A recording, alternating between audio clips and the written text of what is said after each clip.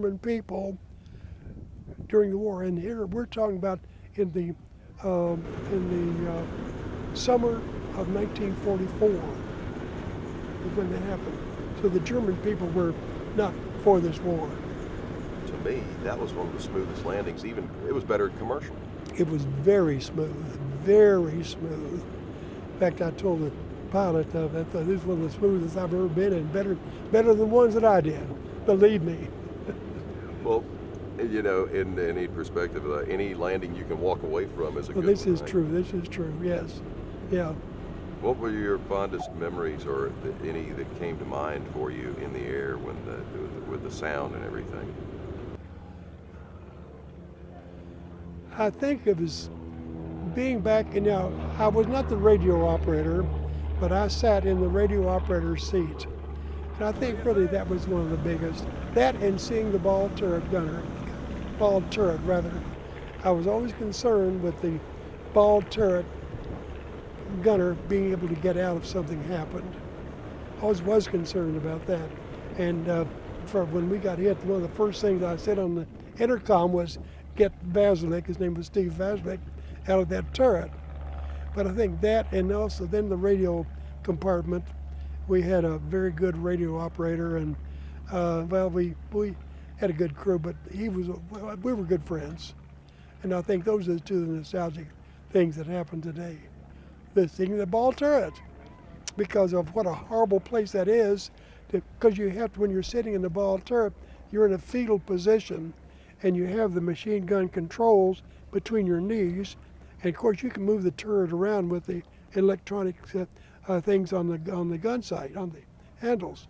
But being in there, and that we flew at 27 to 30,000 feet, and you had to have your oxygen mask on, and it's not fun being in there. But we had the guys sitting there for 6 and 7, 8 hours. That's pretty bad. Pretty bad. Well, thank you for your service. Well, thank you for your talking with me, and I'm just very thankful I'm here. I really am truly, truly thankful. His wife had interesting stories to share as well. Edna, you see, grew up near London during the time of the Blitz, when England stood alone against Nazi attacks.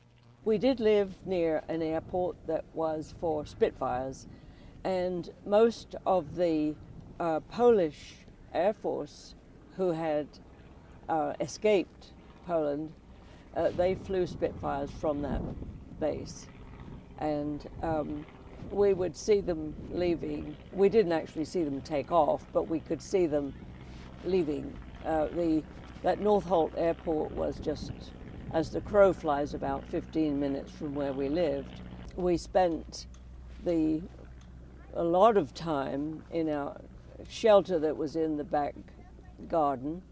It was made of corrugated metal, and I know they dug this hole that was 6 foot deep, 6 foot wide, and I don't know how. I think it was 6 foot long and so many feet wide. And then they covered it with a metal and then covered it with earth. And we got down in there, and it wouldn't have stopped a direct hit. But I think the reason for that was if the house was bombed, the rubble, we could be, rescued from these air raid shelters. My father worked closer to London, and he wasn't fit for military duty, so he had to work on munitions, and he also had to work during the night. And they had their own air raid shelter. But I remember this one night he told us that he and his friends decided just to stay where they were and play cards. Well, that night, that air raid shelter had a direct hit, and they were all killed. There was rationing, and it was severe. Clothes rationing, and we were given so many coupons for clothes, but that had to use those coupons for linen, household linens and things as well. So it was difficult. It was difficult. We we had a lot of shrapnel fall, and as children we were, used to collect it. And one night an anti-aircraft shell fell, and it hit our garden and then went into the next property underground, and I sometimes wonder if they ever found it. But one day it could explode if somebody hit it. And they found loads of unexploded bombs in England.